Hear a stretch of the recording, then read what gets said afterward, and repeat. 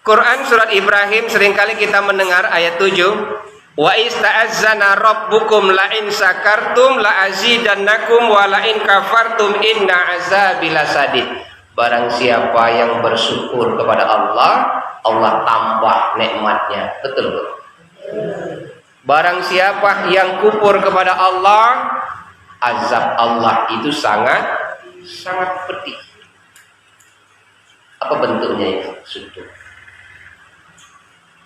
Bersyukur itu di dalam sejarah Islam, asal kata syukur itu berasal dari kata sakaro.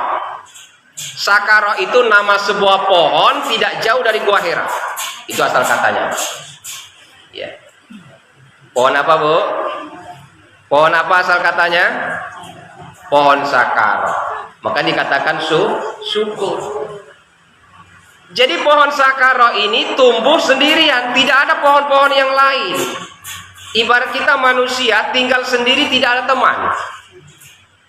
Nah, pohon sakaro ini tidak jauh dari Gua Hira dalam sejarah Islam.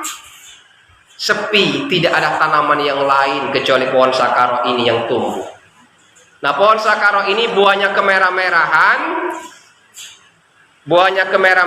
dan berwarna merah kecil bulat. Lalu pohon sakaro ini berdoa kepada Allah, ya Rob, kasih aku ini hiburan teman. Itu bahasanya. Kasih aku ini hiburan seorang teman. Ibarat bahasa kita, aku ini jenuh tinggal sendiri. Itu pohon sakaro.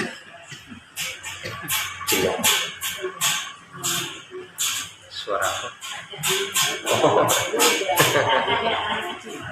Ya, pohon apa, Bu? Sakaro. Itu asal kata syukur ya. Makanya dinamakan sakaro. Allah kabulkan doa pohon sakaro. Nah, dikasih kabulkan. Apa hiburan terhadap pohon sakaro? Allah kasih hiburan seperti ini. Begitu buah pohon sakaro ini campak ke bawah, Pak, mantul lagi ke atas. Campak ke bawah, mantul lagi ke atas.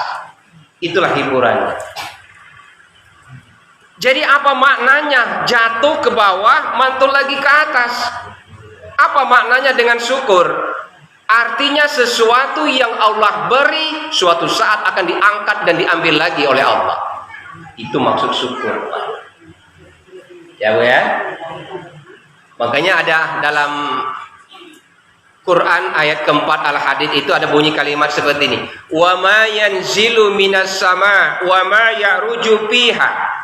Sesuatu yang Allah turunkan dari langit dan akan Allah ambil kembali naik ke langit. Itu harus kita sadari. Sama seperti pohon sakaro tadi, simbol buahnya jatuh ke bawah, mantul naik lagi, jatuh ke bawah, mantul naik lagi. Artinya segala sesuatu yang bentuknya kenikmatan yang Allah kasih kepada manusia, ingat suatu saat akan Allah ambil kembali.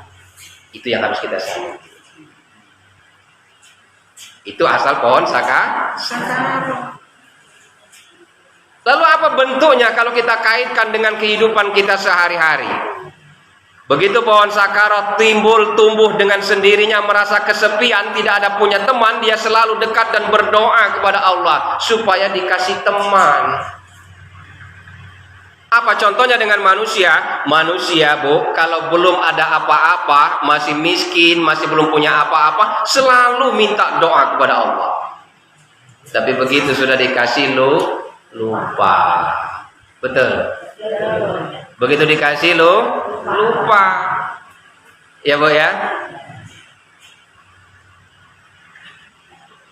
Itu yang pertama, pengertian sakaro berasal dari pohon sakaro. Syukur berasal dari kata pohon sakaro. Syukur itu artinya berterima kasih. Berterima kasih kepada siapa? Allah. Kenapa? Allah yang memberi semua penghidupan yang ada di makhluk di muka bumi, dunia dan akhirat ini. Makanya ada ayat, Askuruni askurkum waskuruli wala takfurun. Bersyukurlah kalian kepadaku, kata Allah, dan jangan termasuk orang-orang yang kufur. Iya, Bu, aku nanya, orang bersyukur itu ada dua. Ada berapa? Dua. Ada orang yang bersyukur cuman sebatas ucapan lisan. Ada orang yang bersyukur lisan dan fi'liyah dan perbuatannya pun jalan. Betul apa tidak? Contoh. Ada orang yang bersyukur cuman lisan. Dapat rezeki, alhamdulillah. Naik pangkat, alhamdulillah. Anak lulus jadi pegawai, alhamdulillah. Dapat panen ikan, panen padi banyak, alhamdulillah. Tapi pelitnya minta ampun. Ada tidak? Ada tidak? Ada. Betul tak? Ya kan? Nah, ini orang yang bersyukur lisan. Ibadah sholat jalan, puasa jalan, zakat dikeluarkan, infak dan sedekah jalan, ya kan? Haji dan umroh selalu kapan punya uang berangkat. Tapi semakin banyak nikmat yang Allah kasih, dia selalu bersyukur dengan ucapan lisan. Alhamdulillah, subhanallah, Allahu akbar, la ilaha illallah. Tapi pelitnya minta ampun. Ada tidak? Ada tidak, Ustazah? Ada.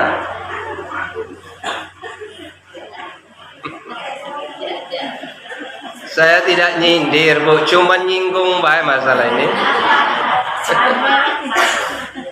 Ya.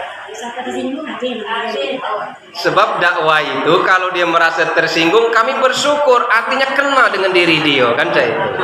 Ya, Pak ya. Jadi orang bersyukur tadi ada berapa? Ada dua. Pertama, ada orang yang bersyukur lisan. Yang kedua, gabungan lisan dan perbuatan. Nah, yang paling baik, lisannya jalan, perbuatannya diamalkan. Dapat rezeki, tidak hanya alhamdulillah, dia sadar ada zakat, infak dan sedekah yang harus dikeluarkan di situ. Ya kan? Naik pangkat dan jabatan, tidak hanya bersyukur lisan, ada zakat dan infak yang wajib kita keluarkan di situ. Makanya Rasul ajarkan seperti ini. Iza tobahta marokotan fa'aksir ma'aha wa ta'ahad jiranaka. Kalau ibu-ibu masak sayur, banyak kuahnya kata Nabi. Bukan banyak sayurnya, kuahnya. Kenapa? Bagi tetangga kanan kiri. Paham tak maksud simbolnya itu? Banyak kuahnya, bukan sayurnya. Ya. Iza tobahta marokatan fa'aksir ma'aha wa ta'ahad jiranaka. Kalau ibu-ibu masak sayur banyak kuahnya kata Nabi. Artinya apa? Ada kewajiban kita sebagai makhluk manusia bagi tetangga kanan dan kiri. Sudah tahu tetangga kita kanan kiri miskin, kelaparan, sehari-hari goreng ikan asin, baunya sampai kemana-mana, bagi tidak. Ya Bu ya? Sudah tahu tetangga kita miskin, cari uang sehari-hari saja susah untuk memenuhi kehidupan keluarga. Kita setiap hari pesan GoFood, tidak pernah masak, diantar oleh Gojek dan semuanya. Itu yang diajarkan Rasul. Halo, Ibu ngamalin banyak sayur apa banyak kuahnya kira-kira? Ayo pilih, banyak kuah apa banyak sayurnya?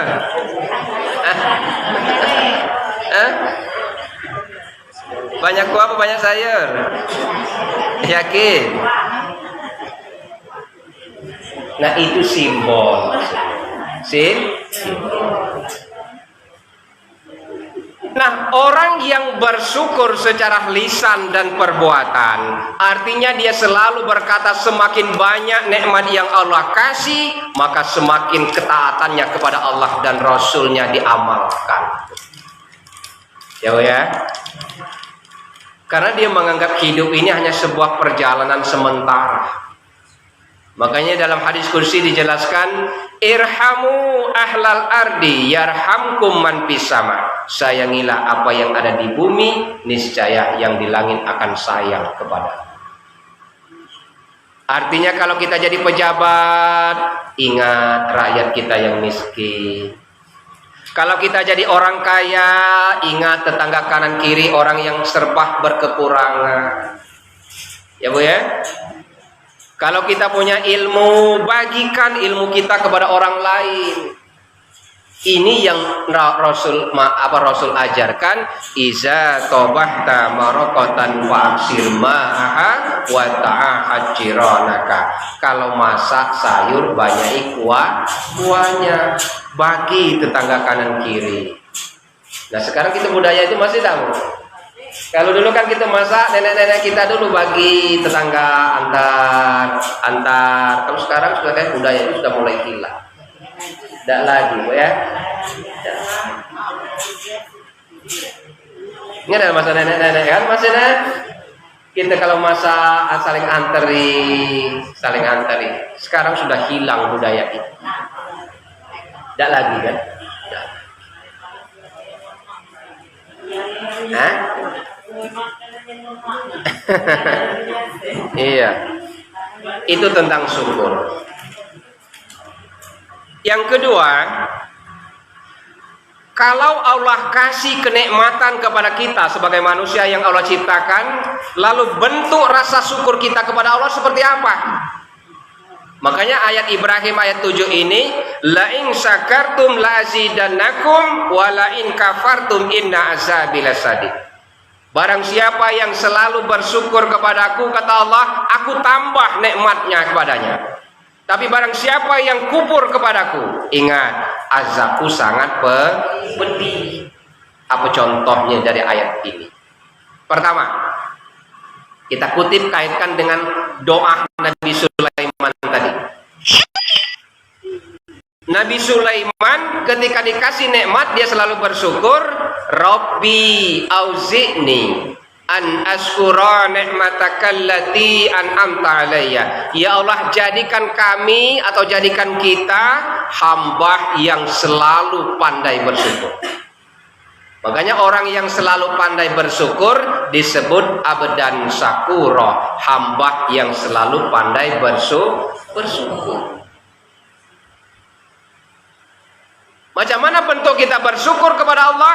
Pertama, sadarkan diri kita, semakin banyak nikmat yang Allah kasih, seharusnya sikap sebagai seorang muslim yang beriman harus semakin taat beribadah kepada Allah. Harus semakin dekat kepada Rasulnya, dan semakin banyak kita berkumpul bersama orang-orang yang soleh. Itu bentuk syukur kita. Bentuk syukur kita. Sebab manusia ini kalau Allah kasih dengan kenikmatan dunia, dengan kemewahan, Bu, penyakit manusia ini kalau sudah baltu sirunal hayatad dunya, kalau dia sudah terlalu cinta kepada dunia, manusia itu seringkali lupa. Contoh, aku kasih contoh. Ngantuk, Bu? Ngantuk apa tidak? Contoh, apalagi zaman 2004 sudah semakin dekat. Ya, sama seperti pohon sakaro tadi, kalau belum punya teman, selalu berdoa kepada Allah. 2024 sudah dekat, ya kan Bu ya? Banyak orang-orang yang selalu mengaku dirinya keluarga, mengaku dirinya baik, ingin dipilah dan dipilih. Maka di situ akan kelihatan orang-orang yang selalu pandai bersyukur. Contoh, waktu calon anggota dewan, nyalon bupati, nyalon wakil bupati, nyalon gubernur, rajin silaturahmi ke masyarakat, rajin ngamalkan ayat kursi. Dapat kursi lupa dengan ayatnya. Betul apa tidak? Betul apa tidak? Waktu kampanye rajin ngamalkan ayat kursi. Dapat kursi lupa dengan ayat. Begitu dipilih jadi anggota dewan wakil rakyat, Habis dilantik tahun pertama beli mobil Ayla. Betul, Bu? Tahun kedua jabat jual Ayla, ganti Innova. Tahun kedua sudah ganti mobil Innova, masih rajin sholat berjamaah di masjid. Tahun ketiga jual Innova, ganti Pajero, sholat bukan 5 waktu lagi di masjid, tinggal Jumat saja. Ya kan? Tahun keempat ganti Pajero, jual, istri nambah 1 lagi. Betul apa tidak? Betul. Bukankan hanya setiap Jumat saja yang datang, sholatnya tinggal setahun 2 kali, tinggal Idul Fitri dan Idul Adha saja.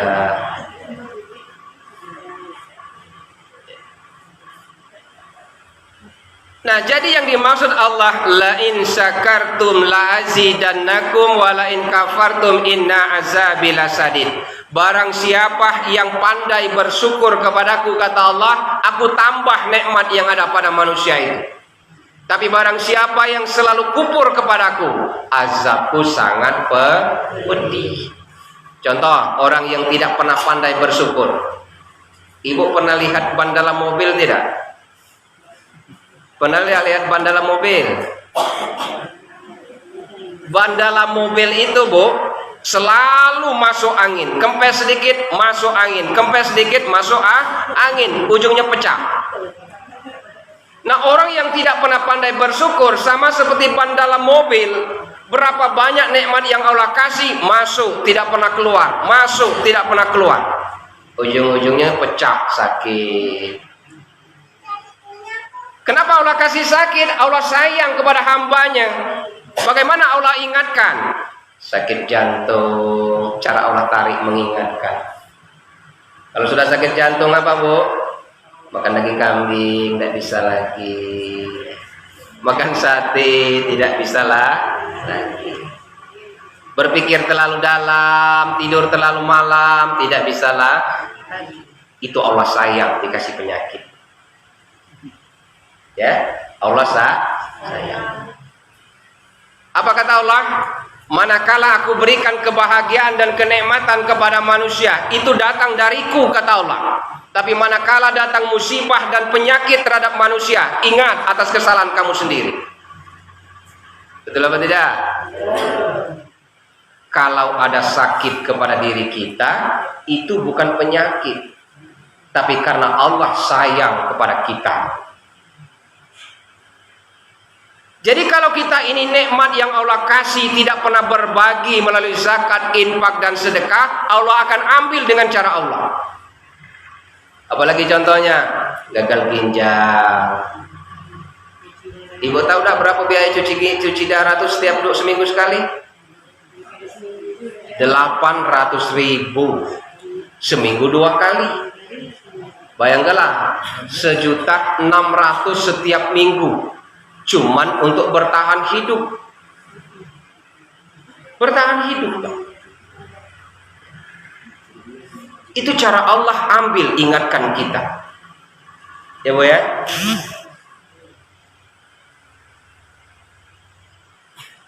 Makanya, Bu, untuk melembutkan hati kita ini, kalau ibu punya uang, ibu punya rezeki, jangan jalan-jalan ke tempat mewah, jangan terlalu sering.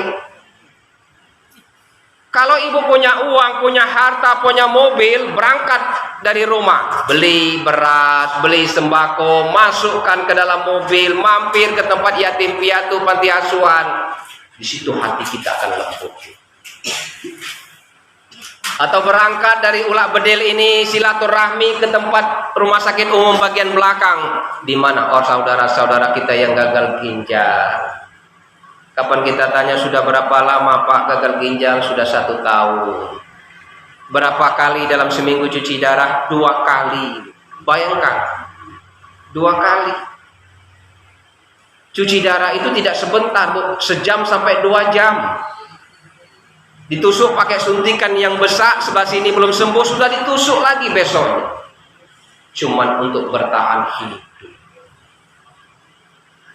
Itu contoh nikmat yang telah Allah ambil. Contoh lagi nikmat yang Allah ambil, mengingatkan kita manusia. Dulu Kalau makan kita mau nasi hangat. Sekarang tidak bisa lagi nasi nak dinginnya. Kenapa? Gula darah naik, diabetes. Ya Bu ya. Kalau dulu makan sayur hijau-hijauan, daun katu, daun kubis, daun singkong, begitu lalapnya kita. Tapi sekarang nggak bisa lagi. Kapan dimakan rematik, asam urat. Betul atau tidak Bu? Kalau dulu usia 30 tahun ke bawah kurang cantik, pakai gigi kawat. Betul apa tidak? Tidak ada orang yang melihat tersenyum melihatnya supaya kelihatan cantik. Coba sekarang usia ibu-ibu pakai gigi kawat. Kan? Kawat. Betul lah Yanti. Nah itu sadarkan nikmat yang Allah telah ambil. Nah jadi orang yang selalu taat kepada Allah, orang yang selalu berbuat amal kebaikan dan ibadah kepada Allah, dia selalu berkata semakin banyak nikmat yang Allah kasih, maka semakin banyak dia untuk dekat kepada Allah. Ya, masih dekat kepada Allah. Dah. Terakhir, saya cerita tentang Nabi Ayub saya sebagai penutup orang yang selalu pandai bersyukur. Kenal Nabi Ayub, Bu? Kenal tidak? Di mana kenalnya? Di mana?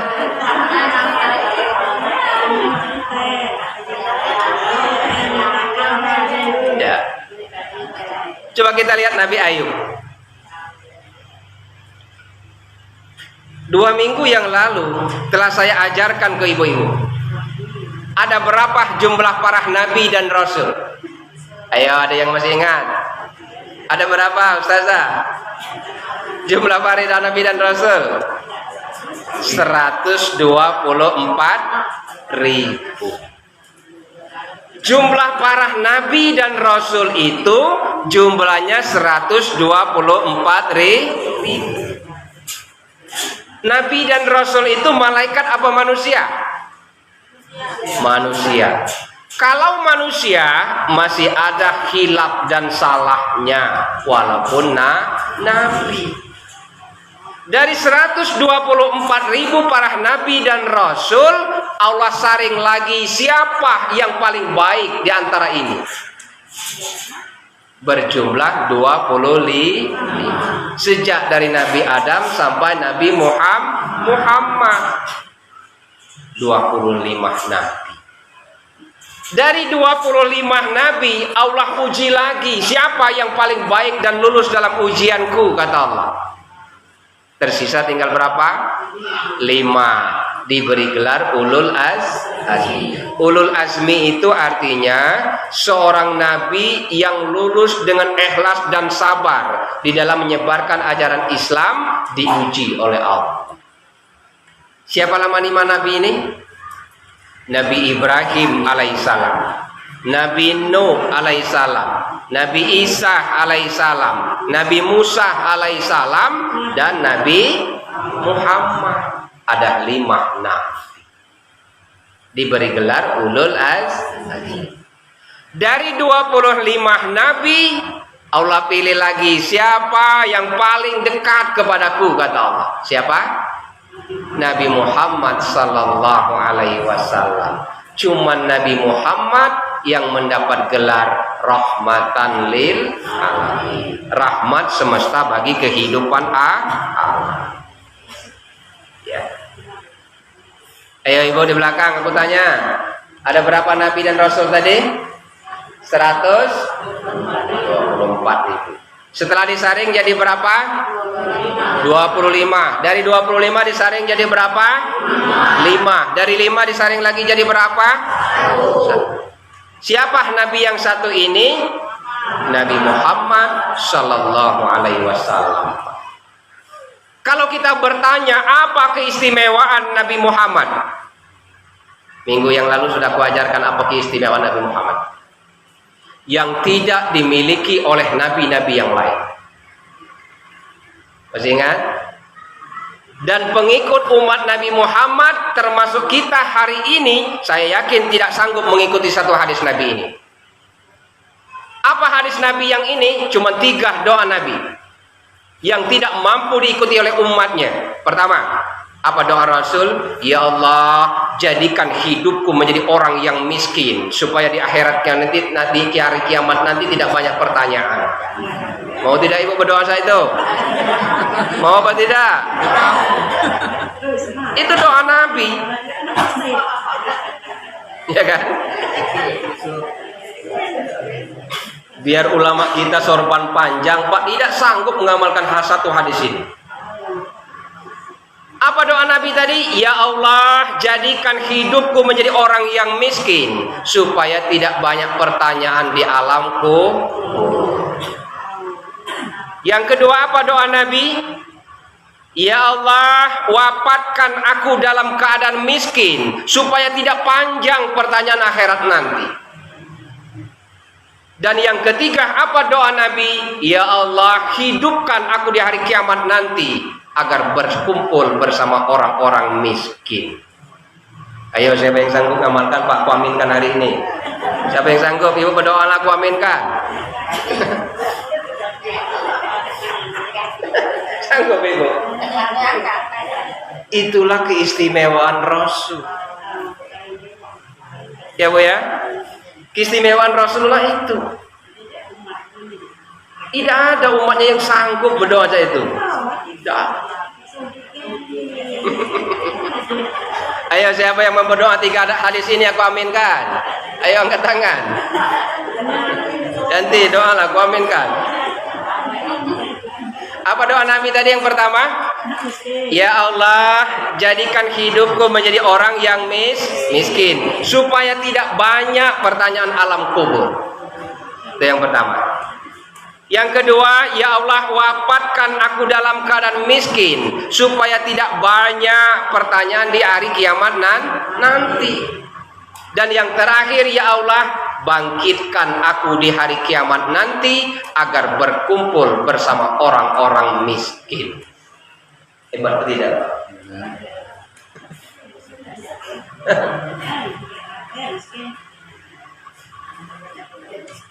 Saya yakin ulama-ulama kita di akhir zaman sekarang nggak mampu satu hadis itu. Ya, nggak mampu. Nah, itu tentang Nabi Muhammad.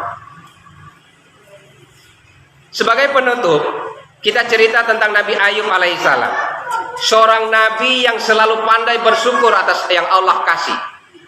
Diuji oleh Allah, dia selalu taat ibadah. Diberi dengan kenikmatan hidup dunia, harta banyak, anak banyak, istri banyak, hewan ternak banyak, dia taat ibadah.